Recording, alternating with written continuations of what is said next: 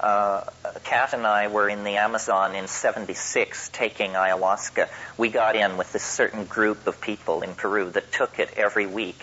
And, cultures have different ways of handling hassle. And in some cultures it's confrontational, in other cultures not. The way these Peruvian country folk operated was if somebody was screwing up, nobody would ever say so. They would just talk about these people behind their back until the morphogenetic field of gossip was so strong that you would basically awaken to the problem. So there was a complex social situation going on in this ayahuasca circle, which was there was a master shaman who we were apprenticed to, who was beloved by his neighborhood. But he had a nephew, a sobrino, who was a jerk. I mean, this guy was, as Don Fidel said, ambitious. He dealt a little weed, he did a little pimping, he was just sort of an edge runner type of guy.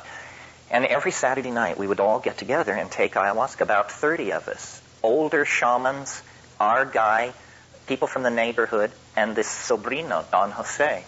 So, I don't know what the real history of it was, because I had just arrived on the scene. But these old guys would sing these icaros, these magical songs on ayahuasca that appear as colored tapestries in front of your eyes. And, they had soul, they were into it, and this guy would sing against them. I mean, it's the rudest thing you can possibly imagine. I mean, imagine if Lou Reed were trying to give a performance and the guy in the third row just launched into Old Man River and kept at it, I mean, in this town, I'm sure large guys would appear and say, "Sir." In Peru, it didn't work like that. They just kept singing. He kept singing. And it was clear that this is how it was going to be handled, that we had just divided into two separate entities here. Well,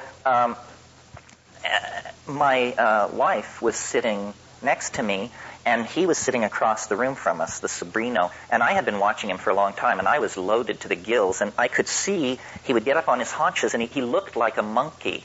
His face, it was uncanny. I mean, he looked like a monkey, and he also looked kind of like a jackal, a dog with long teeth. Kept going through these changes, and Kat leaned over to me and said something like, "This guy's an asshole." And I just said, let it slide. What do we know? Think of it as anthropology. But she wasn't having it. So after a while, he kept doing this, and at one point, and everybody in the room, every person in the room was bummed out, and they were looking at their laps. All eye contact was broken. It's actually, when I was a kid, I invented a word.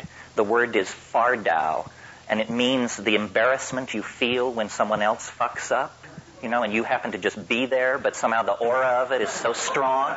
So the entire room is just awash in fardao, and the old guys are singing, and the guy is singing. So then at the end of a particularly intense clash of these two styles, my wife just looked across the room at this guy and put the whammy on him. And I saw these red arrows leave her eyes and like dotted lines go across them. And they moved fairly slowly, more slowly than you could throw a ball or something. Well, when this line of red arrows got to this guy, he was knocked off his feet.